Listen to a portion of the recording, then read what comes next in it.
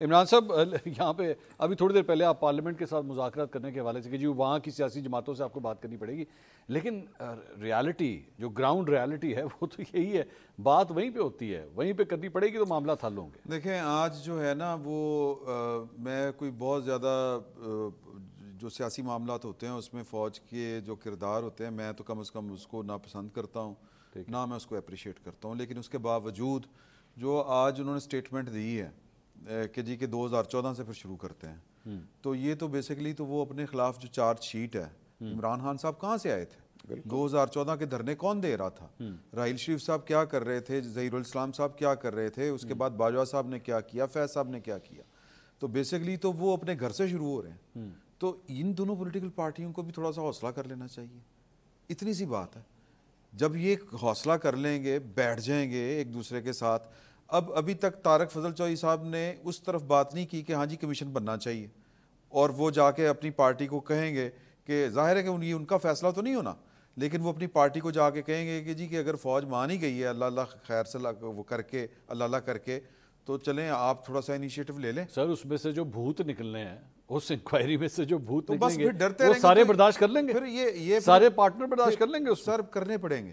دیکھیں پاکستان کا وہ جو سلمان اکرم راجہ صاحب بات کر رہے ہیں وہ بھی جزوی بات ٹھیک کر رہے ہیں، لیکن ذرا جزوی طور پہ کر رہے ہیں۔ مثال کے طور پہ میں اس کو یوں الیبوریٹ کروں گا کہ وہ کہہ رہے ہیں کہ جی ان دو پولیٹیکل پارٹیوں نے اور ایم کیو ایم نے تو ہمارا مینڈیٹ چوری کیا ہوا ہے، یہ تو اس بات کے اوپر آتے نہیں کہ نظام کو بدلنا چاہیے۔ کیا عمران خان صاحب آ رہے ہیں اس کے اوپر کہ نظام کو بدلنا چاہیے؟ وہ تو جنہوں نے نظام جن کے قبضے میں ہے وہ تو کہتے ہیں میں نے ان سے بات کرنی ہے۔ اب انہوں نے کہا پروگرام کے شروع میں وہ مجھے بالکل نظام کو بدلنا چاہتے ہیں۔ ایک منٹ سن لیجیے گا، انہوں نے کہا کہ جی کہ میرے گریبان کے اوپر جو میں نے ہاتھ جو دھکے تھے وہ اون چودھری نے مارے تھے، ان کو کس نے مارے تھے؟ ظاہر ہے کہ وہ اس سسٹم کے لوگوں نے مارے ہوں گے نا جنہوں نے الیکشن چوری کیا ہے، جو چوری کے نتیجے میں آئے ہیں ان کے ساتھ بات نہیں کرنی، ان کے ساتھ جا کے بات کرنی ہے جنہوں نے چوری کیا۔ تو اس طرح تو پھر کوئی مسئلہ کا حل نہیں ہے۔ نہیں تو آپ نہیں، لیکن عمران صاحب یہاں پہ آپ کے خیال میں جو جماعتیں اس وقت بیٹھی ہوئی ہیں، جو اس وقت اقتدار میں ہیں، اس وقت ایئر کنڈیشن کمروں کے اندر ہے، وہ کیوں جا کے اپنے آپ کو انگیج کریں گے؟ وہ پاگل ہیں۔ ہم تو بات اصولی کر رہے ہیں نا، آپ جو بات سوال کر رہے ہیں وہ اصولی کر رہے ہیں۔ پریکٹیکلی کیا ہے؟ پریکٹیکلی یہ ہے کہ 2018 کے انتخابات کے بعد، اور سلمان صاحب نے کہا کہ جی الیکشن ہر چوری ہوتا ہے، یہاں پہ 2018 کا بھی الیکشن چوری ہوا تھا۔ وہ سلمان صاحب ایکسیپٹ کریں گے میرے خیال میں؟ سلمان وہ تو صاحب کر رہے ہیں، آپ کریں گے نا، آپ کریں گے نا اس بات کو ایکسیپٹ کہ ہاں 2018 میں بھی غلط ہوا جو کچھ ہوا؟ پیناما کیس میں تو آپ خود ظاہری بات ہے، آپ لائر بھی رہے ہوئے ہیں، تو آپ نے جو بھی دیکھا، کوئی الیکشن بھی میں کہتا ہوں کوئی الیکشن بھی ٹھیک نہیں ہوا۔ میں اسی لیے کہتا ہوں ہمارا انتخابی نظام، ہمارا آئینی نظام جو ہے وہ محکوم ہے، وہ طاقت کتابیں ہے۔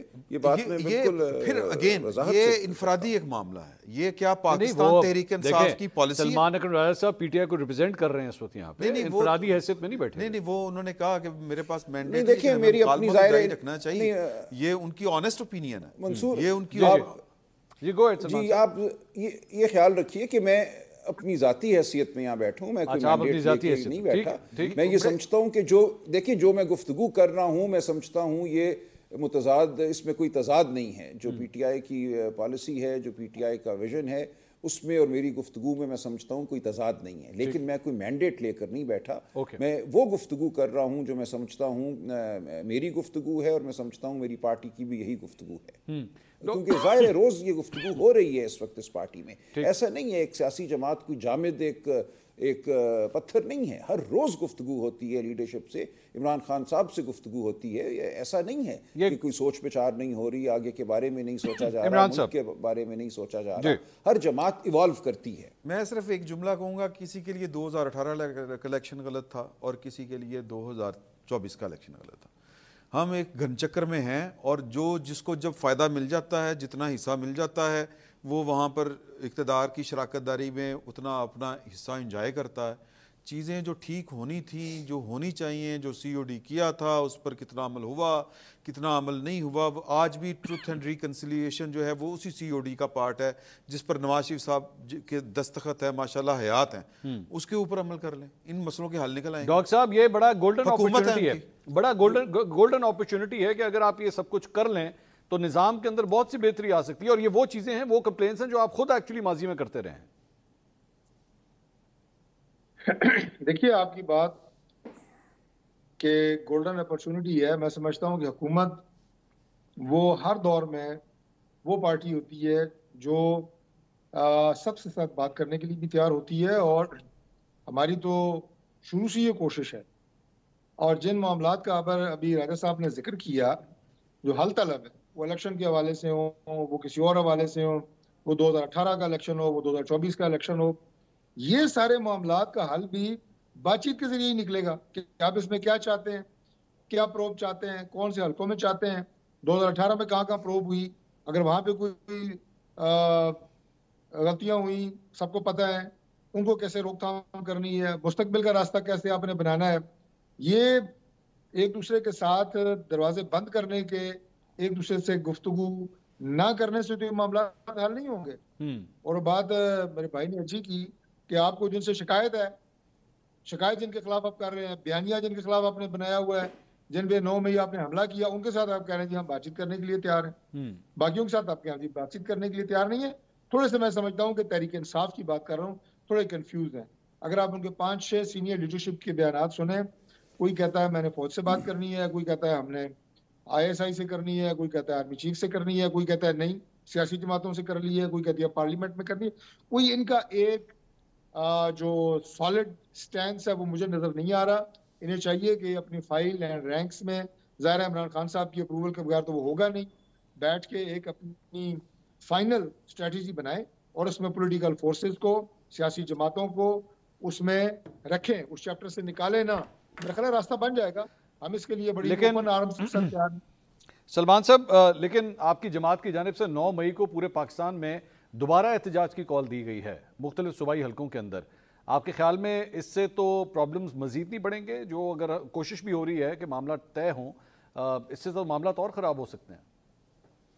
دیکھیں 9 مئی کے حوالے سے یہ کہا جا رہا ہے کہ 9 مئی کو کیا ہوگا. پہلے عمران خان صاحب پہ اسلام آباد ہائی کورٹ کے احاطے میں کمرے میں حملہ ہوا، یہ کوئی وجہ تھی اس کی؟ دیکھیں وہ عدالت میں بیٹھے ہوئے تھے بڑے آرام سے. اگر آپ نے ان کو گرفتار کرنا تھا تو ایک مروجہ طریقہ ہے ہمارے ہاں کہ پولیس جس نے بھی گرفتار کرنا ہے وہ عدالت کے احاطے سے باہر آ کے کھڑی ہو جاتی ہے، اور جب کوئی شخص باہر نکلتا ہے تو اس کو گرفتار کر لیتی ہے. کوئی شخص جو ہے پولیس کے ایک کارڈن سے بھاگ نہیں سکتا. لیکن اس دن جان بوجھ کر ایک حملہ کیا گیا، شیشے توڑے گئے، میز کرسیاں اچھالی گئیں، اور ان کو ایک بہت ہی وانڈے طریقے سے گرفتار کیا گیا، اور سب کچھ ٹی وی پہ دکھایا گیا. یہ کیوں ہوا؟ دیکھیں یہ سوال ہیں کرنے والے. اس کے بعد احتجاج ہوا ملک میں، احتجاج سے انکار ہم نہیں کرتے، لیکن ہم یہ کہتے ہیں کہ اس احتجاج کے نتیجے میں جو باقی معاملات یا اس کی آڑ میں کیے گئے ان کی تحقیق ہونی چاہیے. اور اس کے بعد جس طرح ہزاروں کی تعداد میں لوگوں کو اس دن اور اس رات اٹھایا گیا، اور ان کے ساتھ جو بدترین تشدد ہوا اور آج دن تک ہو رہا ہے، ہر روز میرے پاس 20 خاندان آتے ہیں جو قسم پرسی کی حالت میں ہیں، تو ان کا کیا قصور ہے؟ ان کے ساتھ ہم سمجھتے ہیں انصاف نہیں ہوا. جو 100-200 لوگ تھے جنہوں نے اگر کچھ زیادتی کی تھی ان کو ضرور آپ سزا دیں. کسی نے ان کو نہیں کہا تھا کہ تم توڑ پھوڑ کرو، تم جلاؤ گھیراؤ کرو. عمران خان پر جب حملہ ہوا، گولیاں لگی، اس کے بعد بھی جلاؤ گھیراؤ نہیں ہوا. تو یہاں کوئی وجہ نہیں تھی کہ جلاؤ گھیراؤ ہوتا، کوئی کسی املاک کو نقصان پہنچایا جاتا. اسی کی تو ہم کہہ رہے ہیں تحقیقات ہو، اور اگر کسی نے کیا ہے تو اس کو ضرور سزا دیں. ہم بالکل اس سزا کے مخالف نہیں ہیں، لیکن ہم یہ کہتے ہیں کہ یہ ایک پلان تھی جس میں معصوم لوگوں کو معطوب کیا گیا ہے تاکہ وہ اپنی سیاسی وابستگی سے دستبردار ہوں.